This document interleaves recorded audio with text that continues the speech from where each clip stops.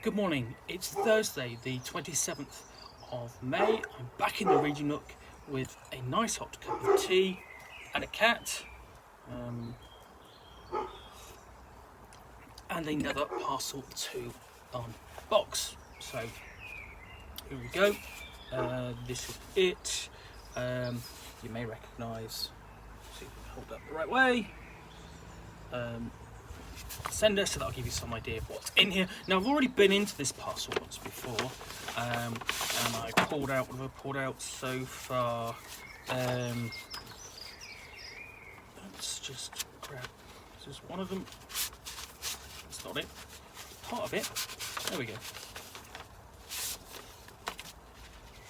Echoes of Former Home 5, and there's also issue 4 in there, and I've reviewed both of those as part of the fanzine focus strand on the blog. So there's one last thing in here, and I'm going to do an unboxing of that now. Let's grab that. That's this one is, that's issue 4. Again, I've reviewed that. And the cat's wandered off. If you're wondering why I've no longer got a cat here, but that's fine. He's not going to bother me whilst I delve into this package. So, this just leaves this. So, it's the knife to it and slice it open.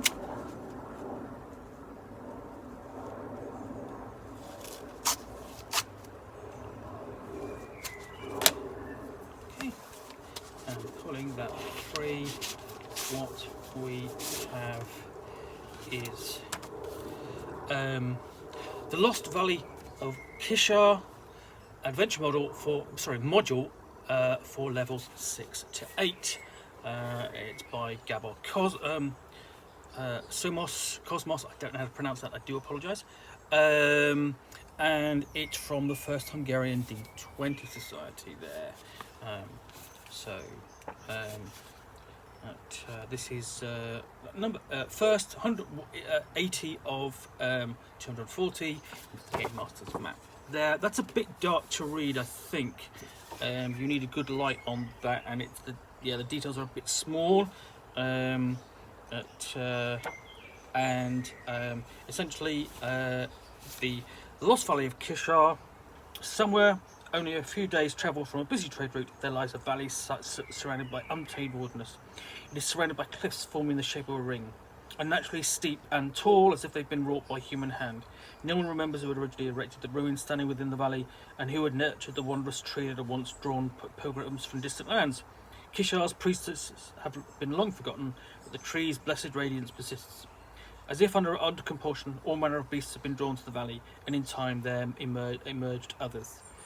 Those who come from far beyond human imagination, and were already here before the first priestesses. So just essentially what you've got is some kind of lost land.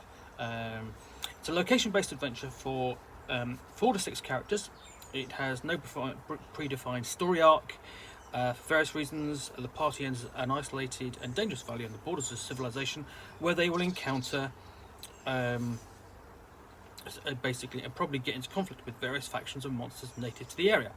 While exploring the valley and working towards their goals, they might uncover startling secrets from an ancient past and possibly blow up everything. The adventure works best for well-equipped characters of levels 6 to 8. So we have quite we basically go into the background, and the layout is quite tight and dense, so you've got quite a lot of information packed into what is 30 pages. And then we've got basic details of a small fort done knelt or canalt. I'll go on to actually into the wilderness there, and again quite a tight layout, fairly small typeface there, and then into the valley itself and the general features and some of the creatures the player characters will encounter during their adventure. And then we've got locations in the valley, and that's much easier to read, partly because obviously unlike here it's not done read black on red, so that doesn't quite stand out as well as it should. But here, black and white grayscale does work. So you've got various locations in the valley, and various things going on. We've got illustrations. Let's have a look. Decent illustrations, and essentially these illustrations. There's a mix of by Peter Mullen and Stephen Pogue. And that's Stephen Pogue there. And what's fantastic about this is essentially these artists are sort of like emblematic of the old school Renaissance. Essentially, they do a lot of artwork for Goodman Games and the Dungeon Crawl Classics line, and also for Old School Essentials and other titles like Lost Valley of the Lost Valley to Kishar. I've got an even smaller location, a little bit mapped there to explore player characters and on. Some of the illustrations, okay, that's a bit ordinary. To be fair, you know, it's fine. And again, another decent piece, and basically, you know, you've got a party of player characters there caught trapped, and some presumably priestess or barbarian queen or something with her almost gargoyle-like servitors, you know, and they're all pleading for their life, or you know, but worrying about what's going to happen next.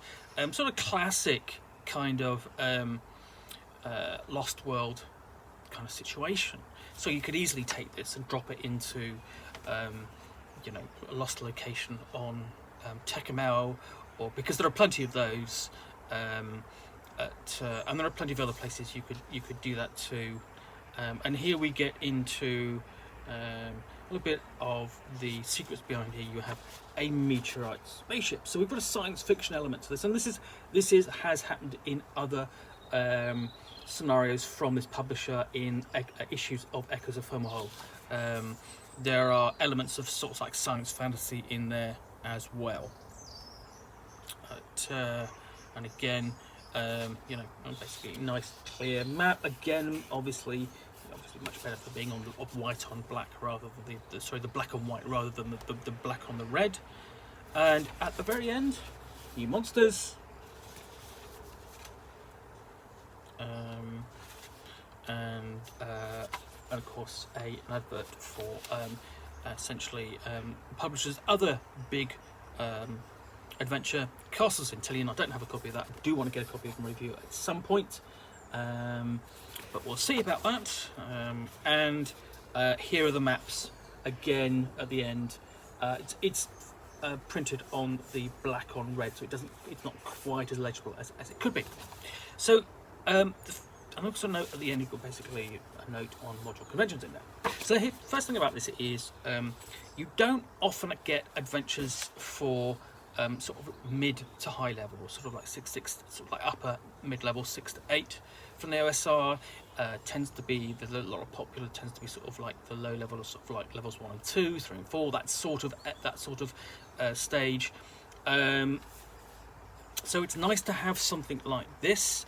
And let's just move that around. Sorry, we've got the sun up there. So you've got a bit different there, something different here, an adventure that will work with your more skilled and experienced players and their characters. That's going to be a bit tougher, and obviously you can scale it up and down if you want to. But this essentially, I think, will fit nicely into a campaign because you know, it's here's an isolated valley. It's strange. It's not far from civilization, but nobody knows very much about it, so it's easy to get to. So it's easy to drop into a campaign, wherever that is, you know. And of course, the other thing that the great thing about the First Hungarian D20 Society is that they also, the issues so far have come with a large map, and here's the player's map, so they can literally look at this beforehand and see what's there, but not know exactly what the details are. So that's a nice inclusion, and that's done on very really nice paper, and that feels good. That's in the hand. So that's the Lost Valley of Kishar from the First Hungarian D20 Society. I will be reviewing this in due course at some point, probably in the Friday Fantasy strand on the blog. If you've enjoyed watching this unboxing in the Nook, please do click the like button down below. And if you've got any comments or feedback, I do take the time to read those. And if you want to basically be alerted to yet more unboxing in the Nook, then please subscribe. And then you'll get me a book, a nice hot cup of tea, and basically me talking about something new that's come for me in the post. Again, thanks for watching, and I'll be back again soon with another unboxing in the Nook. Bye for now.